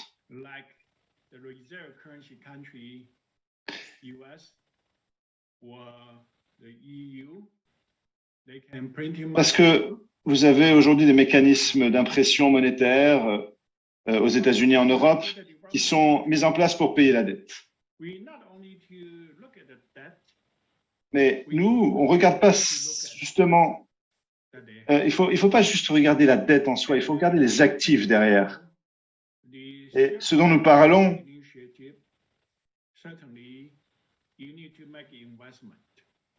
ce qu'il y a derrière, ce que nous regardons, nous, c'est quel type d'investissement, c'est comment on fait les investissements. Donc aujourd'hui, il nous faut une dette capable de soutenir les investissements dans les infrastructures. Donc évidemment, on emprunte de l'argent, ce qui augmente la dette. Mais si cet emprunt, cette dette sont investis dans les infrastructures, on a des vrais actifs. Des actifs qui permettront au pays d'avoir la transformation des structures, qui permettront l'augmentation de sa productivité, qui créeront la croissance et par ce fait, elle pourra créer plus de richesses, gagner plus d'argent et payer la dette. Voilà. c'est là où, quand on parle du piège de la dette, il faut distinguer. Quand ceux qui parlent de piège de la dette, ils ne distinguent pas la dette qui permet les investissements pour améliorer les infrastructures, des dettes qui sont des dettes qui créent en fait véritablement un endettement parce que ça ne génère pas plus de croissance. Donc c'est le véritable but d'un endettement, c'est de créer de la croissance. Je pense qu'avec les pays en voie de développement, nous avons un potentiel énorme pour générer des ressources financières qui rendront possible la croissance et feront en sorte qu'on puisse payer par la suite, repayer la dette par la suite, rembourser la dette. Merci, Dr. Koo. Est-ce que vous voulez dire quelque chose? Oui, très rapidement. Je suis totalement d'accord avec ce que le professeur Lee a dit. Je voudrais juste rajouter une chose, c'est que l'initiative Une ceinture, une route, initiée par la Chine, est basée sur l'idée de créer des infrastructures qui mèneront à générer des actifs et les bénéfices qui permettront de rembourser ensuite la dette. Donc ça crée plus de la dette, mais c'est de la dette productive. C'est pas de la dette qui va trouer les poches des peuples et dont parlent les politiciens en général. C'est une solution effective pour notamment les pays pour sortir de leur endettement en réalité. Sur une base productive, ça permettra aux pays de sortir véritablement de leur endettement. Oui, Elga, tu disais quelque chose. Denis. Oui, je voulais dire quelque chose sur ce sujet. La question de la dette est en réalité est quelque chose qui va être dépassé largement par le problème de la bulle des produits dérivés. Parce que là, si on parle notamment de la bulle des produits dérivés, la dette des produits dérivés, si on regarde là, on parle véritablement du problème fondamental du système financier. Parce que vous prenez tous les types de dettes. C'est les dettes privées, les dettes d'entreprise, les dettes d'État, c'est quelques milliers de milliards à la rigueur. Mais quand vous parlez des produits dérivés, c'est une spéculation construite sur une spéculation et ça a été introduit notamment au moment de l'effondrement du système de taux de change fixe. On a passé au taux de change flottant et c'est aujourd'hui, là on parle de millions de milliards de bulles, d'une bulle de la dette. Dans ce qui s'est passé avec la dette étrangère, en fait, que l'on attribue à des pays en voie de développement et qu'on a bâti à travers les différentes années après 71, c'est une fausse dette. Ça a été bâti parce que ce sont des dettes, par exemple les dettes du FMI et autres, n'étaient pas basées sur une production. Parce qu'en fait, elles ont été octroyées, ces dettes, dans le but de ne pas pouvoir aux pays emprunteurs de produire pour rembourser la dette. Vous avez des pays en Amérique latine, par exemple, qui ont largement payé leurs dettes, en fait. Parce qu'à partir du moment où ils avaient commencé à payer leurs dettes, le montant de la dette elle-même a explosé parce qu'il y a eu une guerre financière contre ces pays à travers les dévaluations monétaires. Parce qu'en fait, le marché était orienté contre ces pays. Donc, le plus ils voulaient payer leurs dettes, le plus leurs dettes devaient augmenter à cause de la spéculation sur leur monnaie. Et évidemment, ceux qui géraient ce système, vous ne voulez pas que les pays payent leurs dettes. Ils ne voulaient pas que ces pays investissent dans la productivité. Ils voulaient qu'ils continuent à être endettés pour continuer à payer les intérêts. L'idée, c'est d'être dans l'endettement perpétuel. Donc, quand on doit faire face à une bulle spéculative de ce genre, on ne parle pas de dette légitime, on parle de dette d'une fraude, on parle d'usure, tout simplement. Et il faut adresser cette question pour bâtir une nouvelle architecture monétaire, un nouveau système. Et Larouche a toujours dit clairement, il faut prendre toute la dette et la mettre en réorganisation de banqueroute. Il faut geler la dette, il faut la mettre de côté, cette mauvaise dette. Si vous essayez de la payer, vous allez tuer des gens. C'est déjà ce qui arrive aujourd'hui. Une fois que vous avez mis cette dette de côté, gelée, vous l'avez, disons, totalement annulée, en partie annulée, vous mettez en place un système de taux de change fixe entre les pays et vous appliquez une politique de crédit telle que Alexander Hamilton, le premier secrétaire au Trésor américain, l'avait définie.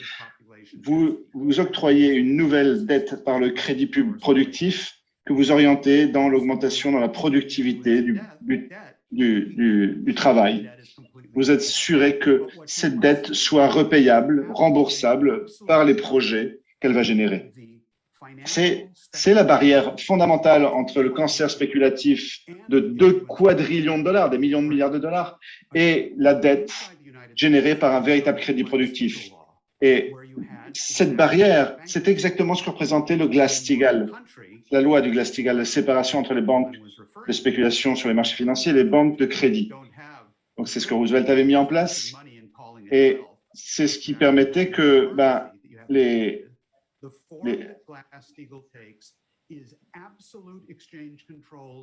c'est que notamment un vrai système Glass-Steagall, c'est un contrôle total sur l'émission monétaire et l'assurance d'un système de taux de change fixe entre les monnaies pour éviter toute spéculation sur les monnaies.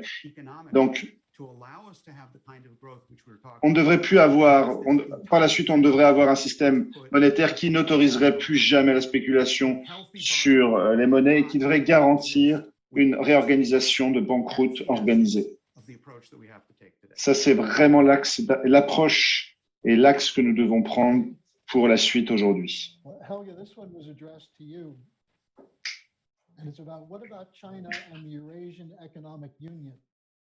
Oui, une question pour vous, Helga, sur un système de monétaire et financier indépendant basé sur les index de monnaie nationale de différents pays et les prix des matières premières.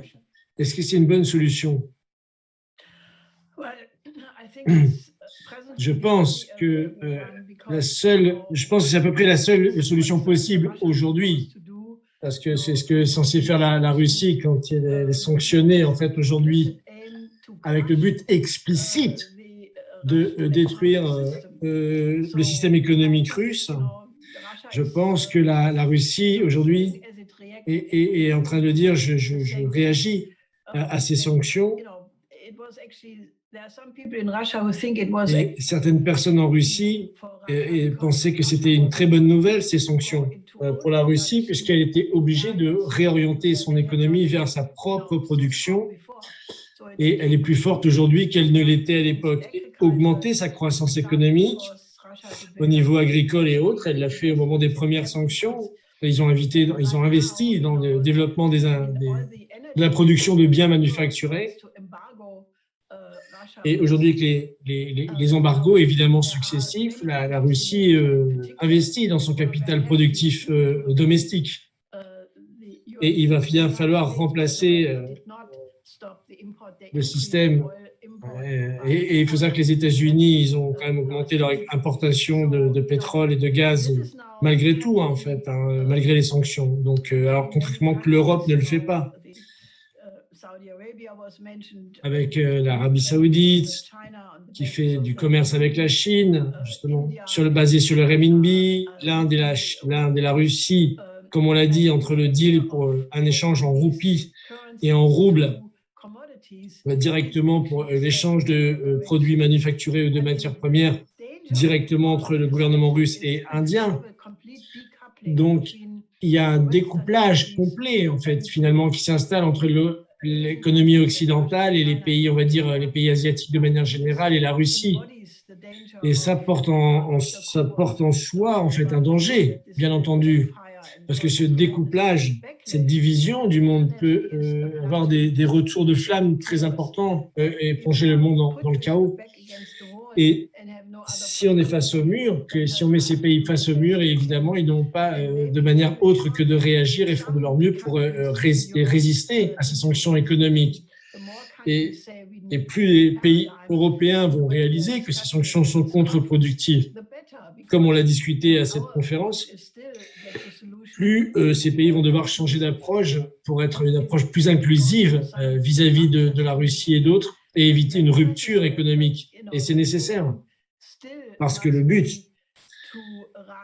doit être d'arriver à un système inclusif au niveau international, parce que rien d'autre, de toute façon, ne pourra fonctionner à moyen ou long terme. Et là, certains pays sont obligés de faire ce qui est possible et leur meilleur pour survivre. Et si faire un suivi, quelqu'un pose la question, une question, quelqu'un qui parle en même temps, quelqu'un qui parle d'une monnaie, est-ce qu'une monnaie internationale unique permettrait de régler le problème, la question des chaînes logistiques, qui est aujourd'hui tenue par une minorité de petites compagnies internationales. Same speculative dollar that the Russians Le dollar est spéculatif. and everyone is trying to separate themselves from just in self-defense is the same London-based dollar. This is not the American currency. This is a C'est pas la London. monnaie américaine, c'est une monnaie qui est basée à la City de Londres en particulier, qui gère l'ensemble des produits financiers dérivés, l'ensemble des émissions d'actifs également en dollars, contrôlées depuis la City de Londres et ses paradis fiscaux. C'est-à-dire que les États-Unis eux-mêmes sont otages de ce système financier et on le voit avec la destruction de son économie. Et on doit développer notre propre système, comme on l'avait fait sous Lincoln avec les greenbacks, notre propre système de crédit productif public. Et pourquoi pas travailler actuellement avec la Chine dans le cadre de cette initiative Une ceinture, une route. Et c'est ça la vraie tradition américaine. Ça n'a pas toujours été le système anglo-américain basé sur la spéculation. Il faut rétablir un vrai dollar américain. C'est important de comprendre ça. Il faut une vraie monnaie américaine pour le peuple et le gouvernement américain. Ça, je voulais le rajouter. Professor Lin ou Dr. Koo. Professeur Lin ou Dr. Koo, peut-être un commentaire ou un ajout. Well, here's another question on the Belt and Road Ou Initiative. alors, une autre question sur l'initiative Une ceinture, une route. Le problème de la corruption, en fait, dans les pays qui participent à cette, dans le cadre de ces partenariats économiques et développement. Est-ce qu'il y a beaucoup de corruption dans le cadre, voilà, c'est des changements politiques, mais voilà, quelle est la dose de corruption? Je pense que tous les pays qui ont un rêve de développement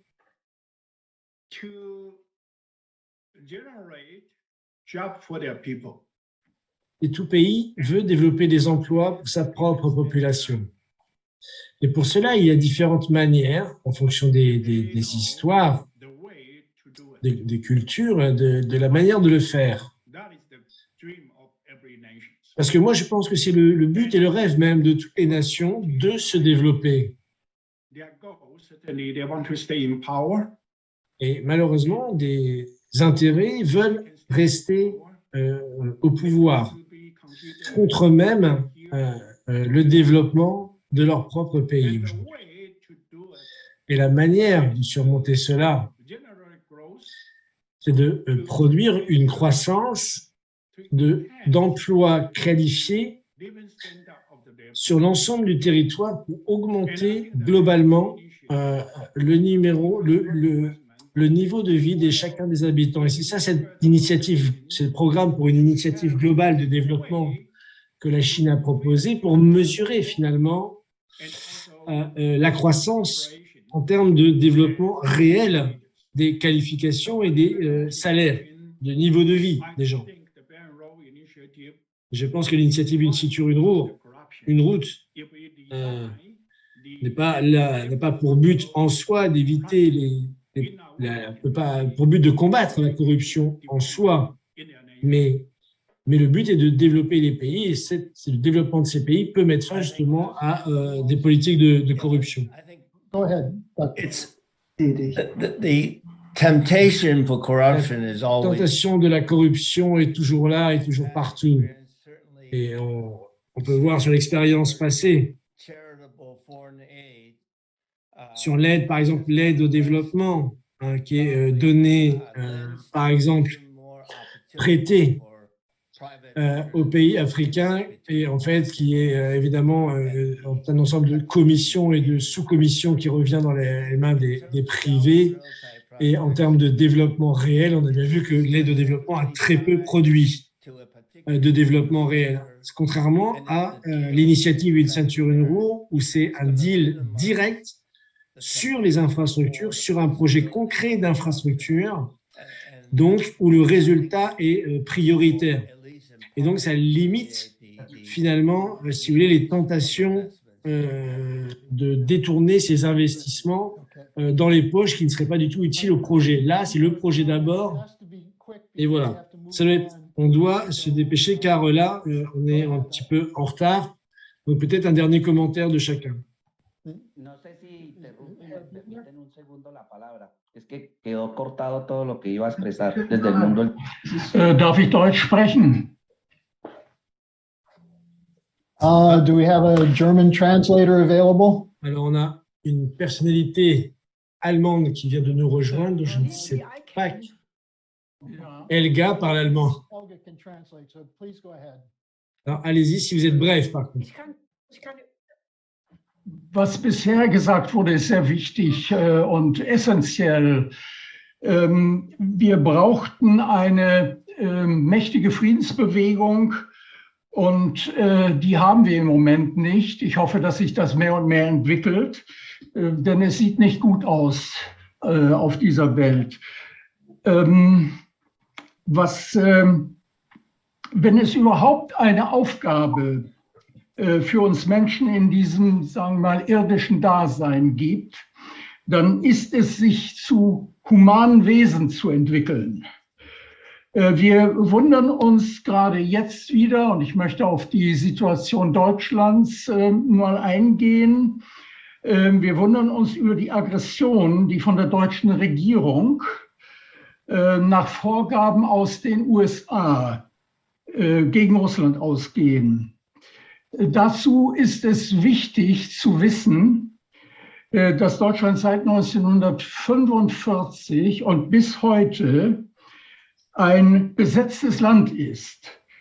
Ein Land, das unter Could you finish, sir? Could you finish because we are short on time. Einen Moment, wenn ich übersetzen soll, machen Sie bitte eine kleine Pause.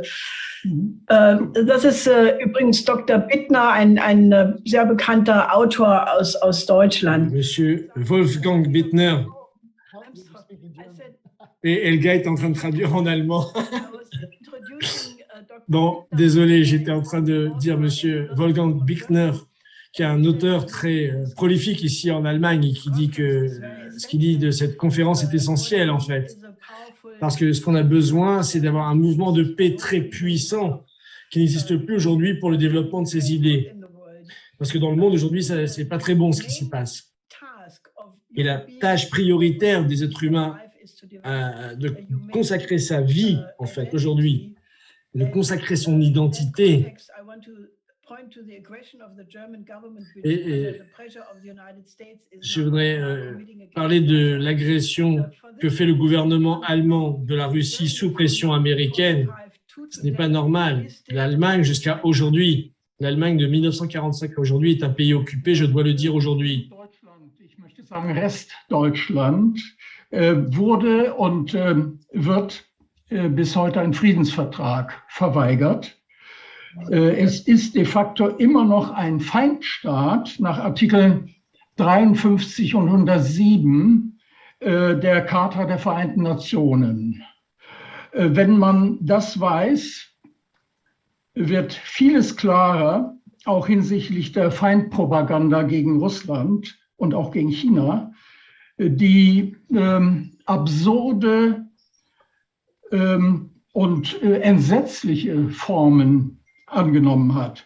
Also ich wünsche uns allen Frieden auf dieser sehr verletzlichen Erde und alles Gute Ihnen allen. Donc, what people have to consider ce que les gens doivent considérer, c'est que l'État allemand actuel, ce qu'il en reste en tout cas, n'a même pas un traité de paix officiel est toujours considéré comme un pays ennemi selon l'article 33 de la Charte des Nations Unies. Donc, ça devient clair de pourquoi l'Allemagne est-elle tellement soumise et lance cette propagande très hostile contre la Russie et contre la Chine. Et aujourd'hui, qui prend vraiment des proportions totalement absurdes. Et je pense, et je demande à tous les gens qui se battent pour la paix de soutenir les efforts de cette conférence. Vielen Dank. Dankeschön. Merci. Donc, c'est la fin de ce panel. Peut-être, je suis désolé, on doit raccourcir. Je vais donner 1 minute à chacun pour conclure ce panel. Merci beaucoup.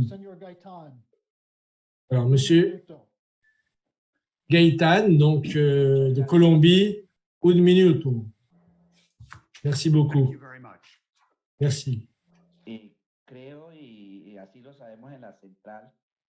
Es que digamos que la enfermedad, los síntomas, las causas ya se tienen claridad, lo expuso muy bien, en fin, todos los compañeros frente a la especulación y el daño que se hace.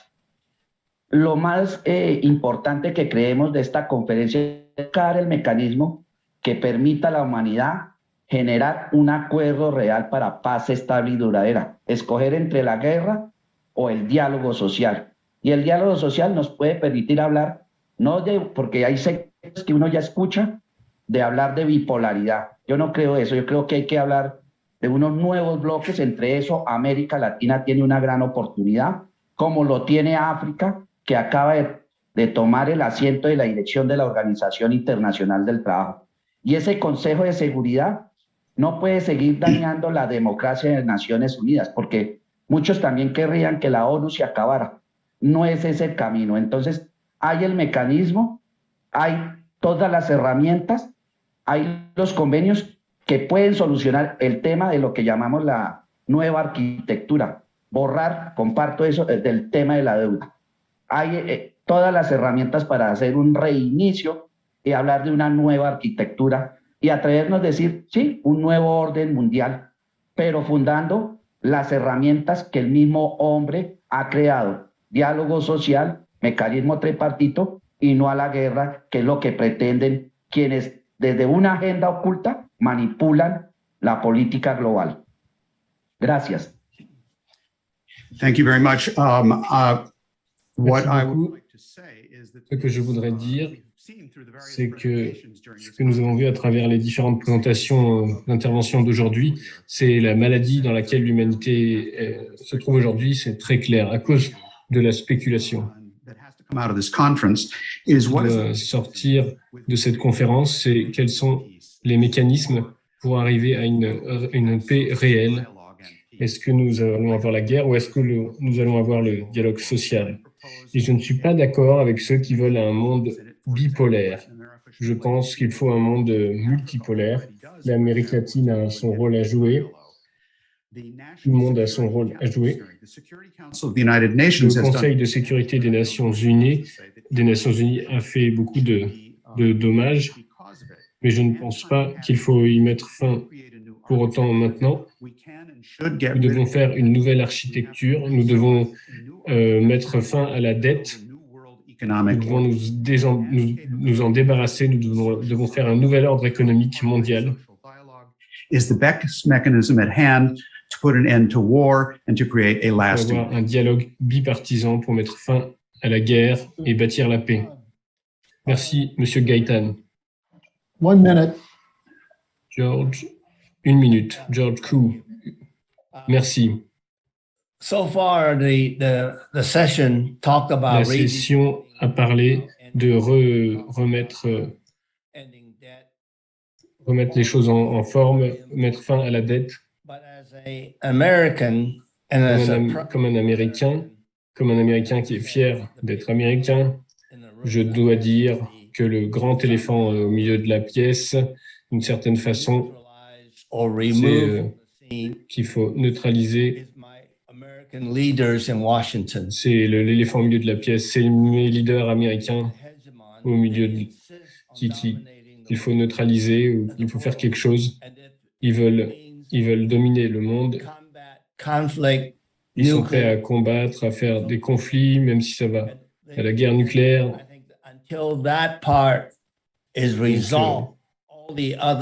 Jusqu'à ce que ce problème-là de mes dirigeants soit résolu, on va pas pouvoir, on va faire face à beaucoup de défis. Nous devons changer l'état d'esprit à Washington en premier, avant que toute autre chose puisse être faite. Merci. Merci, Dr. Koo. Professeur Lin, 1 minute. Laissez-moi. Donc, un fameux livre de, j'ai pas compris qui, c'est les idéaux, pas les intérêts qui sont qui sont nécessaires. Et nous espérons les idées que nous allons discuter, que nous avons discutées dans cette conférence, ces bonnes idées sont très bonnes et elles doivent prévaloir dans le monde. C'était moins d'1 minute. Très bien. Helga.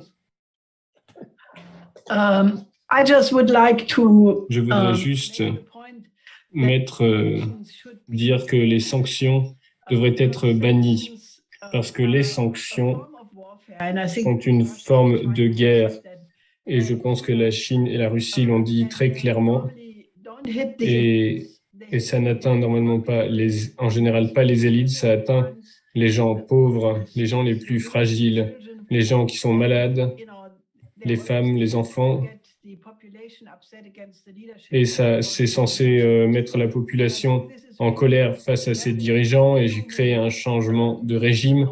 Et c'est une façon très inhumaine de mettre en place des relations entre les pays. Ça devrait être banni. Je pense que les sanctions sont quelque chose qu'il faut vraiment dénoncer ça publiquement. Ça devrait être mis sur la liste des choses qui doivent disparaître. Merci Helga et merci à tous les membres du panel. Nous allons revenir. Je pense que nous allons prendre 1 demi-heure de pause et nous allons revenir sur le panel suivant, sur la sécurité. Merci beaucoup. Nous allons être de retour donc dans 1 demi-heure. À 19h donc.